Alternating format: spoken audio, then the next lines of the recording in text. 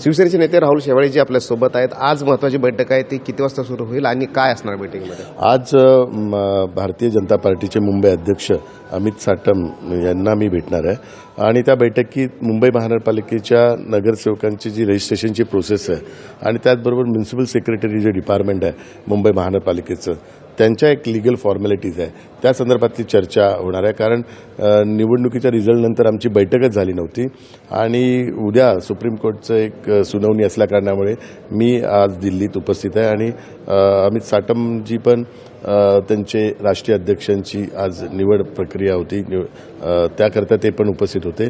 म्हणून आज आम्ही दोघे भेटणार आहोत. दोघे महानगरपालिकेच्या जे प्रोसेस आहे त्या संदर्भात चर्चा करणार आहे. कारण ते पण नगरसेवक होते, मी पण नगरसेवक होतो.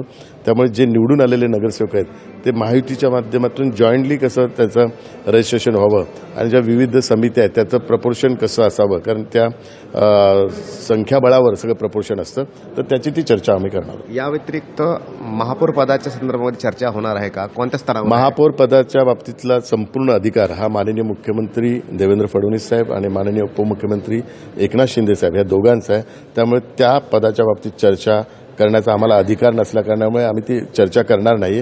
ती चर्चा माननीय मुख्यमंत्री दावोसवरून आल्यानंतर ती चर्चा होईल आणि 22 तारखेला महापौर पदाचं आरक्षण पण जाहीर होणार आहे. ते आरक्षण जाहीर झाल्यानंतर माननीय मुख्यमंत्री आणि माननीय उपमुख्यमंत्री हे दोघे बसून निर्णय घेतील. कारण महायुतीला क्लिअर मॅन्डेट आहे. लोकांनी दिलेल्या मॅन्डेटचा सन्मान करून 22 तारखेला निर्णय होईल असं वाटतं का? 22 तारखेलाच निर्णय होईल का? 22 तारखेला आरक्षण जाहीर होईल. 22 तारखेनंतर 23-24 तारखेला ह्या संदर्भातला निर्णय होईल. कारण लवकरच महापौर पदाच्या निवडणुकीची तारीख पण घोषित होईल. तर तो ज्यावेळी अर्ज दाखल करायचा आहे त्या अर्ज दाखल करायच्या आदल्या दिवशी जाहीर करावाच लागेल आणि तो निर्णय त्या दिवशी होईल. बरं, उपमहापौर असतील, स्थायी समितीचे स्टँडिंग, सगळ्या पदांच्या बाबतीतली चर्चा हे माननीय मुख्यमंत्री मुंबईत आल्यानंतरच याची चर्चा होईल. निवडणुकीचा रिझल्ट लागल्यानंतर एकही बैठक महायुतीची आणि भारतीय जनता पार्टी आणि शिवसेनेची झाली नाही.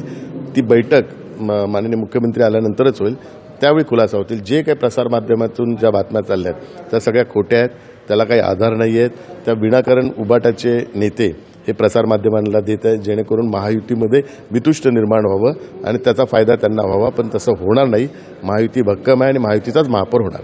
महापौर पदाच्या नावासाठी एवढा उशीर का लागतोय हा प्रश्न आहे. संजय राऊत म्हणतायत की दिल्लीला गेल्याशिवाय तुमचा महापौराचं नाव डिक्लेअर होणार नाही. अमित शहांना चर्चा केल्याशिवाय तुमचं महापौर पद जे आहे ते निश्चित होणार नाही. चक्रा माराव्या लागतात अमित शहांच्या दारी. संजय राऊत साहेब सिनियर आहेत एवढे आणि ते असं बालिशपणाचं वक्तव्य का करतात याच्याबद्दल मला आश्चर्य वाटतंय. कारण महापौर पदाचं आरक्षणच जाहीर झालं नाही. तर जोपर्यंत आरक्षण जाहीर होत नाही तोपर्यंत महापौर पदाची चर्चाच होणार नाही आहे. हे लहान मुलाला पण मुंबईतल्या कळेल.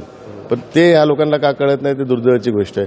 आम्ही दिल्लीला आलोय, ती उद्या सुप्रीम कोर्टाची सुनावणी आहे आणि त्यानिमित्ताने आम्ही भेटतोय. ती महानगरपालिकेची जी प्रोसेस आहे त्याची आणि वरिष्ठ चर्चा जी काही निर्णय आहे तो मुंबईतच होणार. ह्यापूर्वी पण महायुतीची जागा वाटपचा निर्णय पण मुंबईतच झाला. महायुतीच्या सभा पण सगळ्या मुंबईतल्याच नेत्यांनी केल्या, महाराष्ट्रातल्याच नेत्यांनी केला. त्यामुळे जो काही निर्णय महापौर पदाचा हा मुंबईतच होईल आणि मुंबईतले मुख्यमंत्री आणि उपमुख्यमंत्री दोघे बसून ते निर्णय घेतील. जोपर्यंत महापौर पदाचं आरक्षण जाहीर होत नाही तोपर्यंत बैठक घेऊन फायदाच नाही आहे.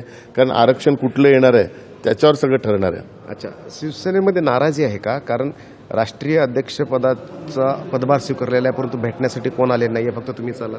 नाही, माननीय मुख्य नेते आणि उपमुख्यमंत्री एकनाथ शिंदे साहेब स्वतः माननीय अध्यक्षांना, राष्ट्रीय अध्यक्षांना भेटायला येणार आहे. मी आज सुप्रीम कोर्टाची केस येणार आहेत ते 1-2 दिवसात येतील ते भेटायला त्यांना. मी आज होतोच इथे म्हणून त्यांनी मला विनंती केली की शिवसेनेच्या वतीने आणि शिंदे साहेबांच्या वतीने त्यांना त्यांचं अभिनंदन करायला जा. तर त्यांच्या वतीने मी त्या ठिकाणी अभिनंदन करायला गेलो होतो. अच्छा, कधी होणार आहे बैठक ही? पण एकनाथ शिंदे दिल्लीमध्ये येतील उद्या परवा कधी, कारण राष्ट्रीय अध्यक्ष जसं वेळ देतील तसे ते भेटायला येतील. अच्छा, त्यांचा संवाद झाला का किंवा महापौर पदासंदर्भामध्ये अमित शहाजींशी किंवा नाही? वारंवार तुम्हाला सांगतोय की तुम्ही पण हा प्रश्न विचारताना डोक्यात ठेवा की महापौर पदाचं आरक्षणच जाहीर नाही झालंय तर बैठक घेऊन काय करणार आहे? नाही, मुद्दा आरक्षणाचा नाहीये, मुद्दा आरक्षणाचा मुद्दा आहे. संख्याबळाचा आहे. संख्याबळाचा मुद्दा तो जग जाहीर आहे, त्याच्यात काही प्रॉब्लेम नाही. पण आरक्षण संख्याबळ कोणाच्या बाजूला आहे? आरक्षण जाहीर होईल ना, त्यानंतर त्यानुसार आपण आरक्षणाचा ठरवू. मुद्दा आम्हाला बरोबर. समजला. फक्त महापौर जो आहे तो तुमचा होणार, शिवसेनेचा होणार का भाजपचा होणार? तो तेच मला निर्णय बोलायचं आहे. मी तेच सांगतो ना, माननीय मुख्यमंत्रीच मुंबईत नाही आहेत. ते निवडणूकचा रिझल्ट झाल्यापासून मुंबईच्या बाहेर गेलेत. ते आल्यानंतर निर्णय घेतील ना. तुम्हाला काय वाटतं संख्याबळ कोणाच्या बाजूने आहे? संख्याबळ आता तुम्हाला माहितीच ना कोणाच्या बाजूने आहे. काय ते मला तेच सांगायची विचारायचं गरज की आहे का? महापौर कोणाचे? महापौर महायुतीचा होणार, काळजी करू नका. महापौर निवडणूक महायुतीच्या माध्यमातून लढवली आहे. महापौर एवढी गुप्तता का बाळगली जाते? गुप्त होता काय Secrecy बाळगायचं? महायुती ओपन आहे, ओपन संख्या आहे, त्यातच काय.